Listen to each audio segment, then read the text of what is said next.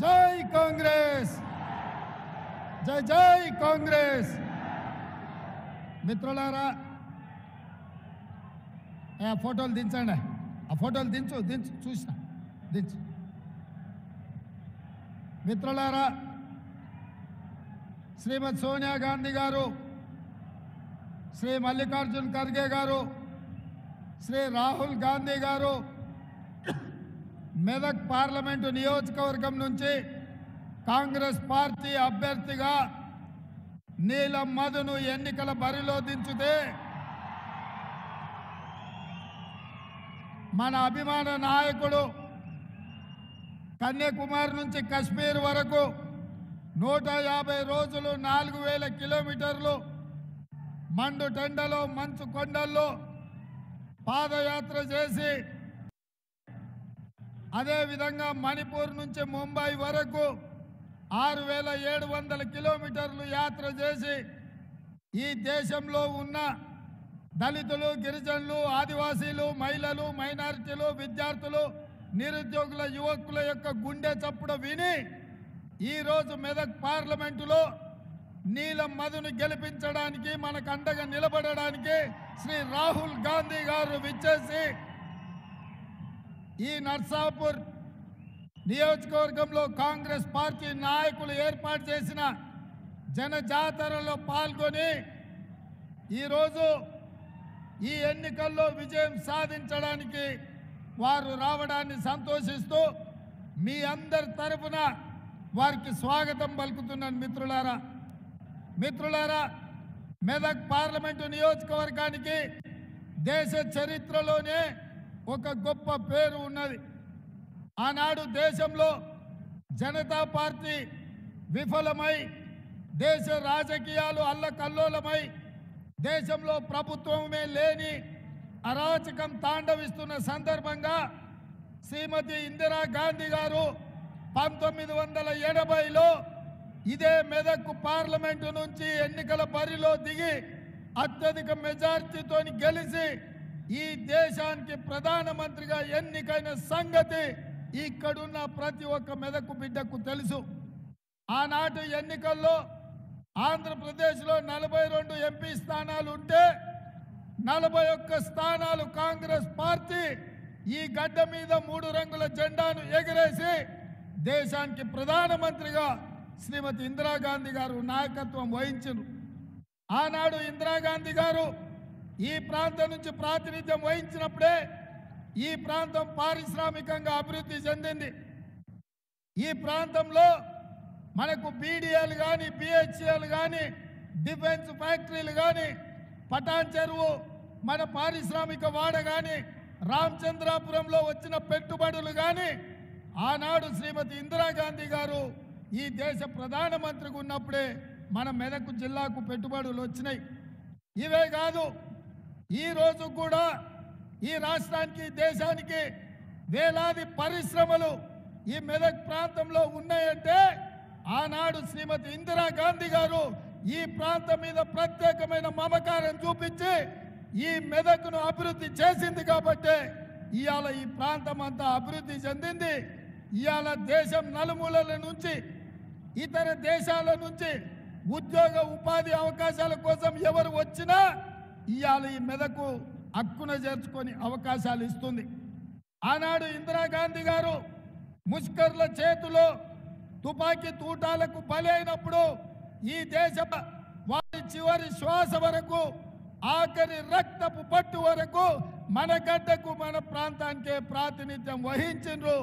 వారు ఇక్కడి నుంచే ప్రాతినిధ్యం వహించినప్పుడు కీర్తిశేషులు అయ్యిండ్రు. అట్లాంటి మెదక్ పార్లమెంటు నియోజకవర్గం గత 25 సంవత్సరాలుగా 1999 నుంచి 2024 వరకు ఈ పార్లమెంటు నియోజకవర్గం బీజేపీ, బీఆర్ఎస్ చేతిలోనే మగ్గిపోయింది. అందుకే ఈనాడు ఈ ప్రాంతానికి విముక్తి కలిగించే అవకాశం మీ చేతుల్లో ఉంది. అందుకే రాహుల్ గాంధీ గారు ఒక బలైన వర్గాల బిడ్డ నీలం మధు ముదిరాజును ఈ ఎన్నికల్లో దించి ఆనాడు ఇందిరాగాంధీ గారు ప్రాతినిధ్యం వహించిన ఈ పార్లమెంటులో నీలం మధును ఈరోజు కాంగ్రెస్ పార్టీ ఎన్నికల బరిలో దించింది. ఈరోజు బీజేపీ నుంచి నిలబడ్డ ఆయన ఎవరో కాదు, పక్కనే దుబ్బాక ఉప ఎన్నికల్లో ఎమ్మెల్యేగా గెలిచి మోడీ నుంచి వేల కోట్ల రూపాయలు నిధులు తెస్తామని దుబ్బాక ప్రజల చెవుల్లో పువ్వు పెడితే ఆ పువ్వును మన శాసనసభ ఎన్నికల్లో బండకేసి కొట్టిండ్రు, ఉప్పు తీసి ఉప్పు పోసి పాత రేసిండ్రు. ఇక రెండోగా ఆయన బీఆర్ఎస్ నాయకుడు, బీఆర్ఎస్ నుంచి నిలబడ్డ ఆయన ఎవరో కాదు, మన మల్లన్న సాగర్లో, మన రంగనాయక సాగర్లో, మన కొండ పోచమ్మలో వేలాది ఎకరాల భూములను, వేలాది మంది రైతులను ముంచి వాళ్ళ సొంత భూములు, తాతలు ముత్తాతలు ఇచ్చిన భూములు ప్రభుత్వం గుంజుకుంటుంటే మాకు సరైన నష్టపరిహారం ఇవ్వండి అని అడిగితే పోలీసులను పెట్టి తొక్కించిండు. పోలీసుల బూట్ల కింద ఈ ప్రాంత రైతులను అణిచివేసిండు. ఇవాళ మన మీద అక్రమ కేసులు పెట్టి మన భూములు గుంజుకొని మన ప్రాంతం మీద ఆధిపత్యం వహిస్తున్న వెంకట్రామరెడ్డిని ఓడించాల్సిన బాధ్యత కేసీఆర్కు, హరీష్ రావుకు గుణపాఠం చెప్పాల్సిన బాధ్యత మెదక్ జిల్లా యువకుల మీద ఉన్నది, ఈ ప్రాంత రైతుల మీద ఉన్నది అని చెప్పి నేను ఈ సందర్భంగా గుర్తు చేస్తున్నా. అందుకే మిత్రులారా, ఇవాళ రఘునందన్ రావు చూసినాం, వెంకట్రామరెడ్డిని చూసినాం. వెంకట్రామరెడ్డి ఆల్రెడీ ఎమ్మెల్యేగా ఉన్నాడు, ఇప్పుడు మళ్ళీ ఎంపీగా ఎందుకు నిలబడ్డాడు అంటే కేసీఆర్కు, హరీష్ రావుకు వందల కోట్ల రూపాయలు ఇస్తున్నాడు కాబట్టి ఎక్కడి నుంచో కరీంనగర్ నుంచి తీసుకొచ్చి మెదకు ఎన్నికల బరిలో దించిండ్రు. నేను అడుగుతున్న కేసీఆర్ను, హరీష్ రావును, మొత్తం మెదకు జిల్లాలో మీకొక్క మనగాడు కూడా దొరకలేదా ఈ మెదకు పార్లమెంట్ ఎన్నికల్లో పెట్టడానికి? ఇవాళ ఎక్కడి నుంచో కరీంనగర్ నుంచి మా భూములు గుంజుకున్నాడు, మా రైతుల మీద కేసులు పెట్టినాడు, మా రైతులను జైళ్ళకు పంపించినోడిని ఇవాళ ఎంపీగా నిలబెట్టి ఈ మెదక్ జిల్లా రైతాంగాన్ని ఈరోజు అవమానిస్తున్నారు. అందుకే మిత్రులారా, ఈరోజు మీ కష్టాలు తెలిసిన వాడిగా, మీ బిడ్డ మీ మధ్యలో ఉండేవాడు, మీ సమస్యలు ప్రస్తావించేవాడు, గల్లీ నుంచి ఢిల్లీ వరకు మీ సమస్యల్ని పరిష్కరించడానికి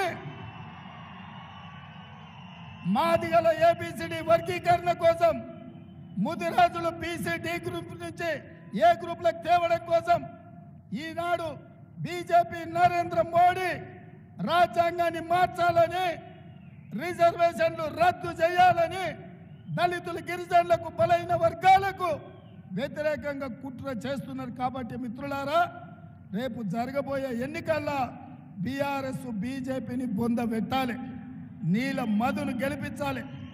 ఇవాళ బీజేపీ వాళ్ళు అంటున్నారు ఎన్నికలు వచ్చినప్పుడల్లా వాళ్ళకి రాముడు గుర్తొస్తాడు, హనుమాన్ జయంతి గుర్తొస్తుంది, లేకపోతే బతుకమ్మ బోనాల పండుగలు గుర్తొస్తాయి ఇంకొకరికి. నేను అడుగుతున్న మా మిత్రుల్ని, మన తండ్రులు, తాతలు, మన ముత్తాతలు శ్రీరామనవమి చేయలేదా? హనుమాన్ జయంతిలు చేయలేదా?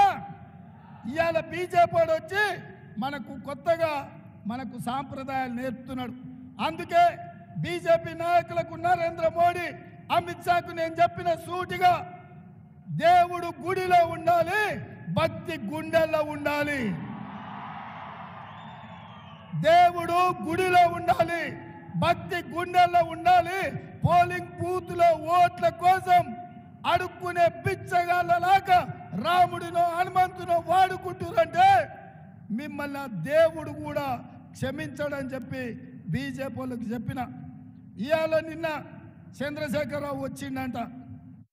ఇక ఆయన బస్సు యాత్ర చూస్తుంటే వెనకడికి ఎవడో తిక్కలోడు తిరునాళ్ళకు పోతే ఎక్కడానికి దిగడానికే సరిపోయిందంట. పెద్దలు మదన్ రెడ్డి గారిని ఏదేదో అనిపోయిందంట. చంద్రశేఖరరావు వయసు మీద పడ్డది, ఇప్పటికైనా బుద్ధి తెచ్చుకో. ప్రజలు నిన్ను బండకేసి కొట్టిండ్రు, ఈ ప్రాంత ప్రజలు నిన్ను తిరస్కరించిండ్రు, నిన్ను ఓడగొట్టిండ్రు. రేపు రాబోయే పార్లమెంట్ ఎన్నికల్లో నీ అభ్యర్థికి డిపాజిట్ కూడా గల్లంత అవుతుంది. అది ఇక్కడి నుంచే, నర్సాపూర్ నుంచే పునాదులు పడతాయి, బీఆర్ఎస్ను ఓడగొడతారు. అందుకే మిత్రులారా, ఈ ఎన్నికల్లో